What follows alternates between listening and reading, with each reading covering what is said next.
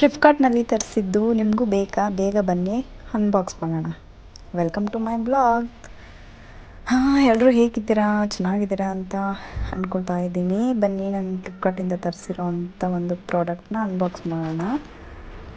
ಇದು ನೋಡಿ, ನಾನು ಒಂದು ಹ್ಯಾಂಡ್ ಕರ್ಚೀಫ್ಸ್ ಬೇಕು ಅಂತ ಹೇಳಿಬಿಟ್ಟು ತರಿಸಿದ್ದೀನಿ. ಇದನ್ನು ಓಪನ್ ಮಾಡೋಣ. ಫಸ್ಟು ಹೇಗಿದೆ ಅಂತ ನೋಡೋಣ. ಆಲ್ರೆಡಿ ನಾನು ನೋಡಿದ್ದೀನಿ ಈ ವಿಡಿಯೋ ಹಾಕೋಕ್ಕಿಂತ ಮುಂಚೆನೇ, ಬಟ್ ಚೆನ್ನಾಗಿದೆ.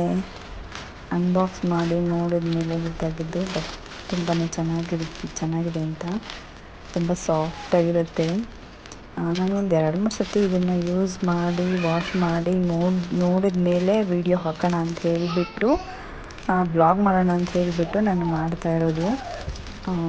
ತುಂಬಾ ಚೆನ್ನಾಗಿದೆ ಅಂತ ಹೇಳ್ಬೋದು. ಬಟ್ಟೆ ಕೂಡ ಅದು ಒಂಥರ ಇದು ಥರ ಉಣ್ಣೆ ಥರ ಆಗಿಬಿಡುತ್ತೇನೋ ಅಂತ ಅಂದ್ಕೊಂಡಿದ್ದೆ, ಬಟ್ ಆ ಥರ ಏನೂ ಆಗಿಲ್ಲ, ಏನೂ ಬಂದಿಲ್ಲ. ಫ್ಯಾಬ್ರಿಕ್ ಮಾತ್ರ ತುಂಬಾ ಚೆನ್ನಾಗಿದೆ ಅಂತಲೇ ಹೇಳ್ಬೋದು.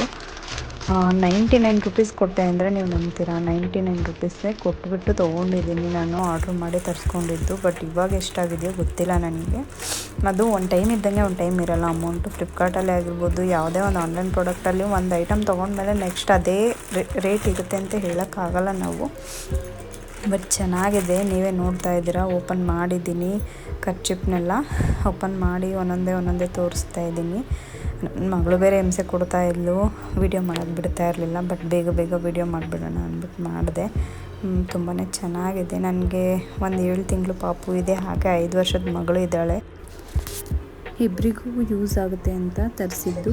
ಹಾಗೆ ನಿಮಗೂ ಇಷ್ಟ ಆಗಿದ್ದರೆ ಡಿಸ್ಕ್ರಿಪ್ಷನಲ್ಲಿ ಲಿಂಕ್ ಹಾಕಿದ್ದೀನಿ, ಚೆಕ್ ಮಾಡಿ ಬೇಗ ತಗೊಳ್ಳಿ ಅಂತ ಹೇಳ್ತಾ ಈ ವ್ಲಾಗ್ನ ಇಲ್ಲೇ ಮುಗಿಸ್ತಿದ್ದೀನಿ. ಇನ್ನಷ್ಟು ಇದೇ ಥರ ವ್ಲಾಗ್ಗೆ ಸಬ್ಸ್ಕ್ರೈಬ್ ಮಾಡಿ, ಕಮೆಂಟ್ ಮಾಡಿ, ಲೈಕ್ ಮಾಡಿ. ನೆಕ್ಸ್ಟ್ ವ್ಲಾಗಲ್ಲಿ ಸಿಗೋಣ.